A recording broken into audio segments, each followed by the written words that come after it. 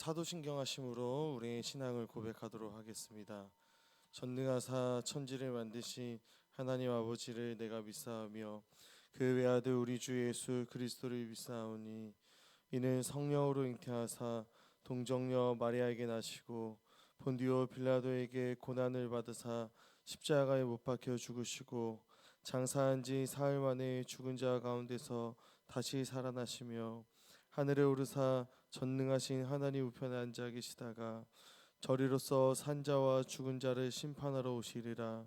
성령을 믿사오며 거룩한 공예와 성도가 서로 교통하는 것과 죄를 사하여 주시는 것과 몸이 다시 사는 것과 영원히 사는 것을 믿사옵나이다. 아멘. 우리 다 함께 찬송가 342장 찬양하도록 하겠습니다. 찬송가 342장입니다.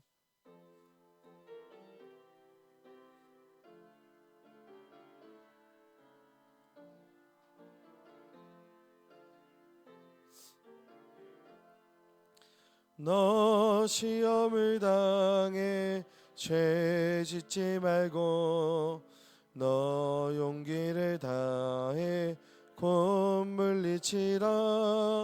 너 시험을 이겨 새 힘을 얻고 주 예수를 믿어 늘 승리하라. 우리 구주의 힘과 그의 위로를 빌라. 주님 내 편에 서서 항상 도우시리. 내 친구를 삼가 잘 선택하고 너 언행을 삼가 늘 조심하라. 너 열심을 다해 늘 충성하고 정성을 다해 주 봉사하라. 우리 구주의 힘과 그의 위로를 빌라. 주님 내 편에 서서 항상 도우시리. 잘 이기는 자는 상 받으리니 너 낙심치 말고 늘 전진하라.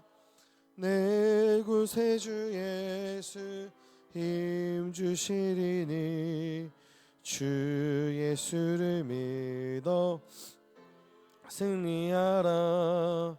우리 구주의 힘과 그의 위로를 빌라. 주님 내 편에 서서 항상 도우시리. 아멘. 우리 이 시간 함께 나누실 하나님의 말씀은 신명기 8장 1절부터 6절까지 말씀 나누도록 하겠습니다. 신명기 8장 1절부터 6절까지 말씀입니다. 제가 가지고 있는 성경으로는 구약 273면에 있는 신명기 8장 1절부터 6절까지를 우리 함께 교독하신 후에 마지막 6절은 한 목소리로 읽도록 하겠습니다. 제가 먼저 읽도록 하겠습니다. 내가 오늘 명하는 모든 명령을 너희는 지켜 행하라. 그리하면 너희가 살고 번성하고 여호와께서 너희의 조상들에게 맹세하신 땅에 들어가서 그것을 차지하리라. 내 하나님 여호와께서 이 40년 동안에 내게 강약 길을 걷게 하신 것을 기억하라. 이는 너를 낮추시며 내 마음이 어떠한지 그 명령을 지키는지 지키지 않는지 알려 하심이라. 너를 낮추시며 너를 줄이게 하시며 또 너도 알지 못하며 내 조상들도 알지 못하던 만나를 내게 먹이신 것은 사람이 떡으로만 사는 것이 아니요 여호와의 입에서 나오는 모든 말씀으로 사는 줄을 내게 알게 하려 하심이니라. 이 40년 동안에 내 의복이 헤어지지 아니하였고 내 발이 부르트지 아니하였느니 너는 사람이 그 아들을 징계한 같이 내 하나님 여호와께서 너를 징계하시는 줄 마음에 생각하고 내 하나님 여호와의 명령을 지켜 그의 길을 따라가며 그를 경외할지니라. 아멘. 오늘 예배의 자리 가운데 나오시면서 7분의 성도님께서 1,000번째 예물 올려드렸습니다. 장례의 간구입니다. 1-8구역 최종욱 권사님의 남편이자 황찬전 집사님의 부친 되시고 김숙한 집사님의 시부 되시는 고 황인기 집사님의 입감 위로 예배가 오늘 오후 4시에 또 천국 환송 예배가 19일 금요일 오전 5시에 인하대학교 병원 장례식장에서 2호실에서 있습니다. 오늘 이 시간에는 신명기 8장 1절부터 6절까지 말씀을 가지고 새벽 예배 말씀을 함께 나누도록 하겠습니다. 오늘 우리가 함께 읽은 본문 말씀인 신명기 8장의 내용은 앞으로 이제 약속의 땅, 그 가나안 땅에 들어가서 살아갈 이스라엘 백성들, 출애굽 2세대들에게 모세가 그들이 반드시 잊지 말고 기억해야 될 사실들에 대해서 이야기하고 있는 내용이 바로 이 신명기 8장의 내용이 되겠습니다. 그리고 그 사실들을 기억해야 되는 이유에 대해서 6절의 말씀처럼 이스라엘 백성들이 내 하나님 여호와의 명령을 지켜 그의 길을 따라가며 그를 경외할지니라 라고 하는 이 이유와 목적이 되는 것이죠. 그래서 그들이 지금 가나안에 들어가기 직전인 이 상황에서, 그리고 가나안에 들어가서 반드시 기억해야 될 사실이 무엇인지에 대해서 2절에서 이야기를 합니다. 그것은 바로 그들의 광야 40년의 세월이었습니다. 우리 2절의 말씀을 다시 한번 봉독하도록 하겠습니다. 함께 읽겠습니다. 시작. 내 하나님 여호와께서 이 40년 동안에 내게 광야길을 걷게 하신 것을 기억하라. 이는 너를 낮추시며 너를 시험하사 내 마음이 어떠한지 그 명령을 지키는지 지키지 않는지 알려 하심이라. 이스라엘 백성들은 광야에서 하나님을 알아갔고 또 하나님께서 그들을 위해서 일하시는 것들을 경험했습니다. 또 그 가운데 하나님을 의지하는 법을 이 광야에서 그들을 배웠던 것입니다. 그리고 이것을 가르치기 위해 하나님께서 이스라엘 백성들에게 허락하셨던 것이 바로 광야 40년의 세월이었던 것입니다. 그런데 그 훈련의 장소가 어디였습니까? 광야였습니다. 그리고 그 기간이 얼마나 되었습니까? 자그마치 4년이 아니라 40년의 세월이었습니다. 그들은 40년이라고 하는 세월 동안 광야의 길을 걸었던 것입니다. 그리고 이 광야길 가운데 하나님의 낮추심이 있었고 또 그들을 향한 시험이 있었습니다. 왜 그랬을까요? 그들이 알아야 하고 배워야 하는 것들이 이 광야 40년에 담겨져 있었기 때문입니다. 그렇다면 이 광야가 어떠한 곳입니까? 우리 3절 말씀을 다시 한번 읽어보겠습니다. 시작. 너를 낮추시며 너를 줄이게 하시며 또 너도 알지 못하며 내 조상들도 알지 못하던 만나를 내게 먹이신 것은 사람이 떡으로만 사는 것이 아니요 여호와의 입에서 나오는 모든 말씀으로 사는 줄을 내게 알게 하려 하심이라. 아멘. 광야는 이 이스라엘 백성들 스스로의 능력으로는 먹고 마실 수가 없었던 곳이었습니다. 기본적인 생계 유지조차 스스로의 힘으로 할 수 없는 곳, 그것이 바로 광야였던 것이죠. 농사를 지을 수 있는 환경도 그러한 여력도 이스라엘 백성들에게는 없었던 것입니다. 오늘 본문 이후에 15절에 보면 광야가 광대하고 또 위험한 곳이다라고 하는 이야기를 합니다. 불뱀이 있고 정갈이 있었던 곳이죠.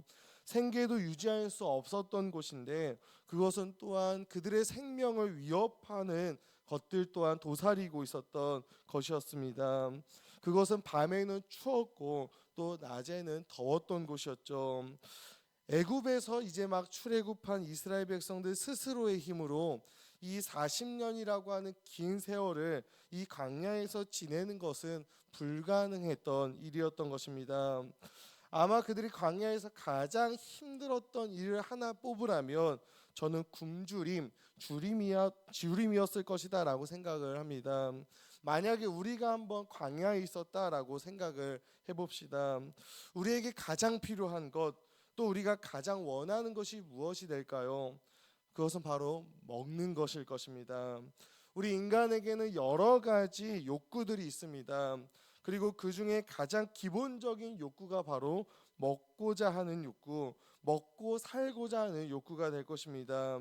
그리고 이 욕구가 해결되지 않는다면 명예에 대한 것, 또 재물에 대한 것, 성취에 대한 욕구 등 인간이 가지고 있는 여러 가지 욕구는 이 먹고자 하는 욕구가 해결되지 않으면 별로 의미가 없는 것이죠. 그런데 오늘 본문에 보면 누가 이스라엘 백성들을 그렇게 하셨고 또 누가 이스라엘 백성들을 광야로 인도하셨습니까? 바로 하나님이 그렇게 하셨습니다. 네, 하나님 여호와께서 40년 동안 광야를 걷게 하시며 낮추게 하시고 줄이게 하시고 시험하시고 겸손하게 하신 것이죠.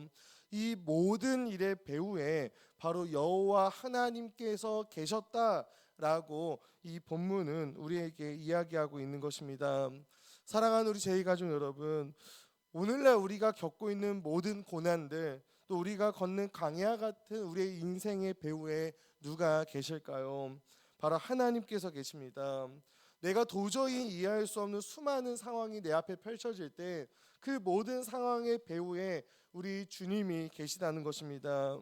내가 줄일 때, 내가 낮아질 때, 내가 시험 당할 때, 혹은 내가 무언가에 의해 괴롭힘을 당할 때, 내가 강야 같은 인생을 살고 또 고난 가운데 있을 때 이 모든 일의 배후에 하나님이 계십니다. 그런데 이 하나님이 계시다라고 하는 이 사실이 어떤 이에게는 하나님에 대한 원망이 되고 불평이 될 수도 있겠지만 또 어떤 이에게는 이 모든 것의 배후에 우리 하나님께서 계시다라고 하는 이 사실이 위로가 되기도 하는 것입니다. 하나님께서 얼마나 성실하시고 또 선하시고 신실하시다라고 하는 것을 경험하고 또 아는 자에게는 이것이 위로가 되는 것입니다. 왜 그럴까요? 지금은 당장 고난이어도, 지금은 당장 광야 같아도 그 안에서 하나님께서 내 삶 가운데 만들어 가시는 선이 있다라고 하는 것을 알기 때문입니다. 그 선하신 하나님을 경험해왔고 또 그분에 대한 믿음이 있기 때문인 것이죠. 그리고 출애굽 2세대는 그 광야에서 그런 하나님의 선하심과 신실하심을 경험했던 것입니다. 3절과 4절을 보면 하나님께서 그들에게 광야에서 무엇을 하셨는지를 우리가 볼 수 있습니다. 먼저 이스라엘 백성들이 알지 못했고 또 그들의 조상들도 알지 못했던 무엇을 주셨죠? 만나를 주셨습니다.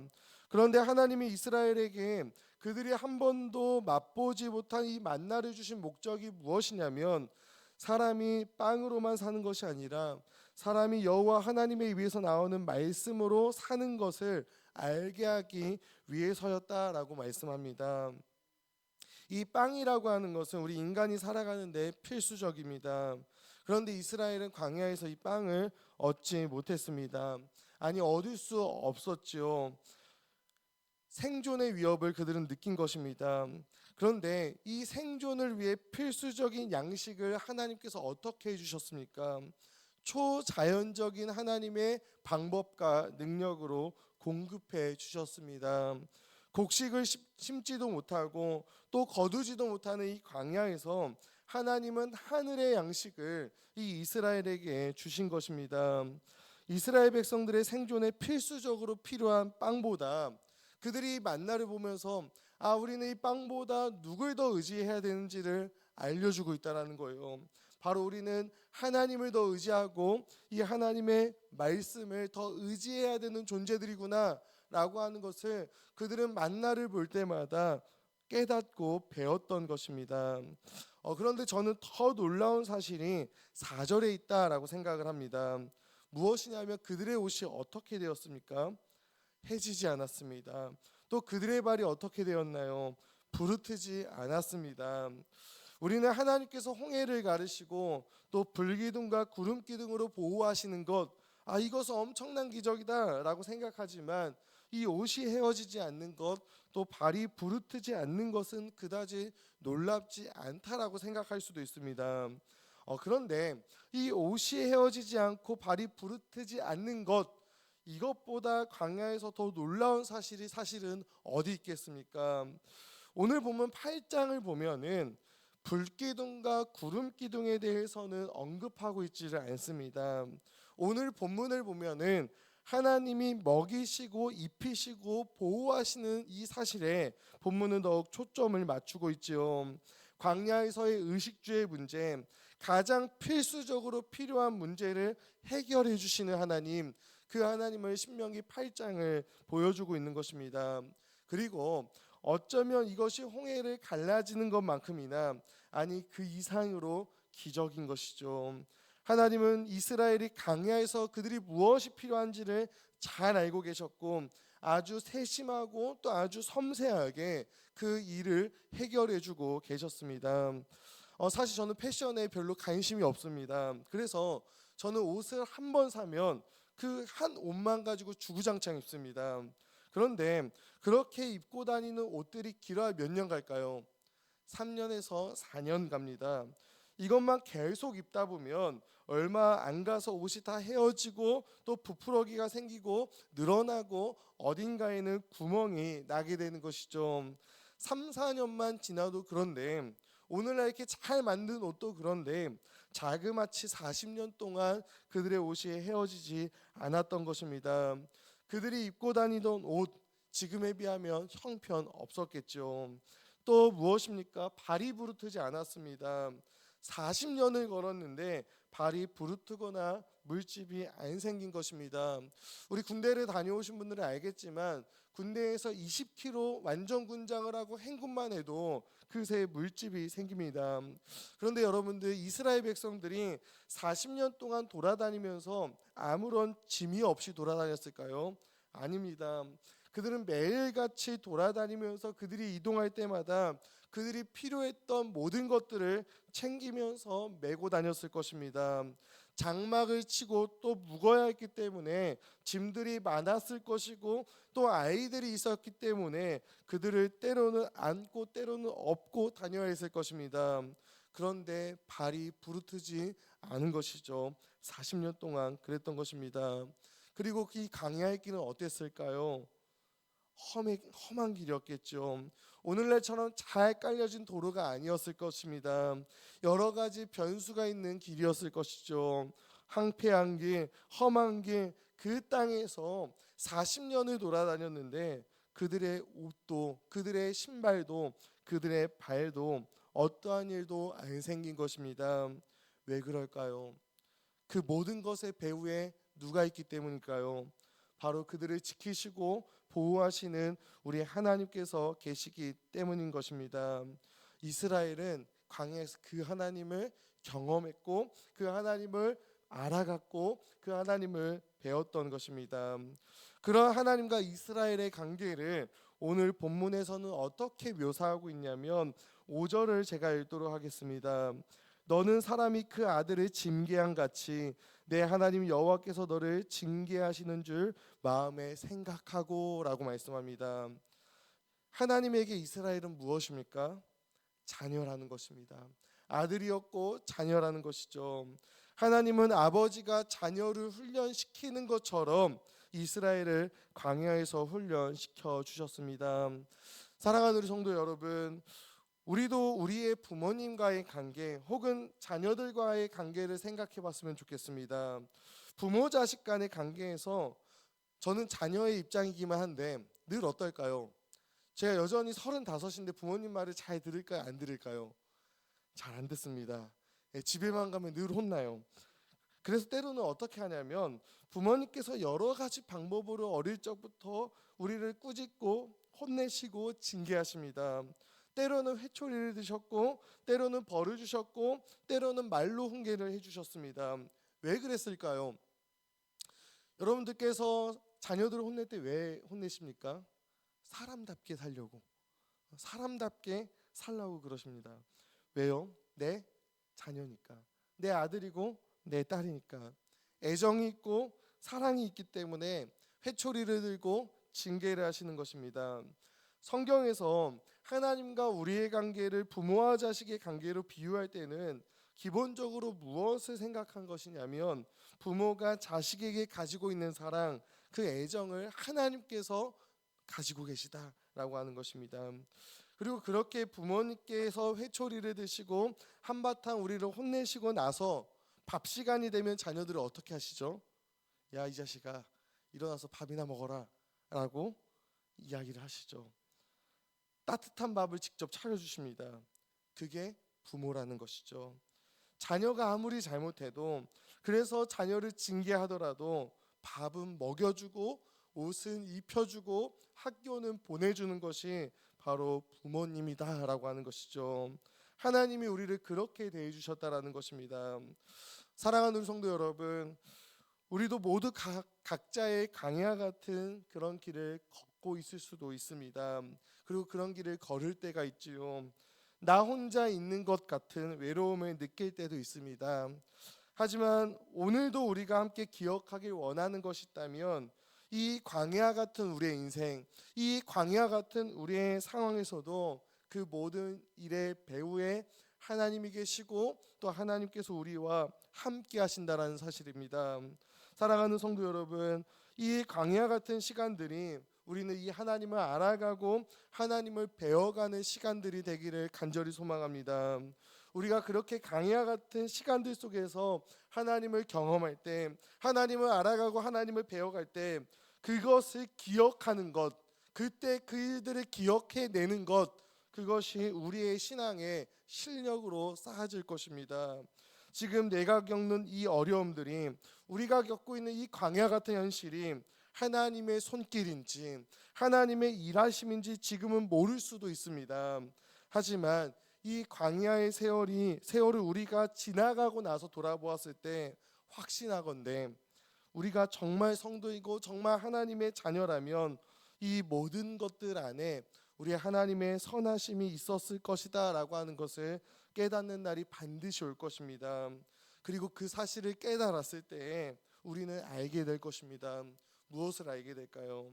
그 광야를 지날 때 나와 함께 하셨던 이 하나님의 일하심이 얼마나 따뜻했는지, 얼마나 신실했는지, 또 얼마나 그것이 사랑이었는지를 알게 될 것입니다.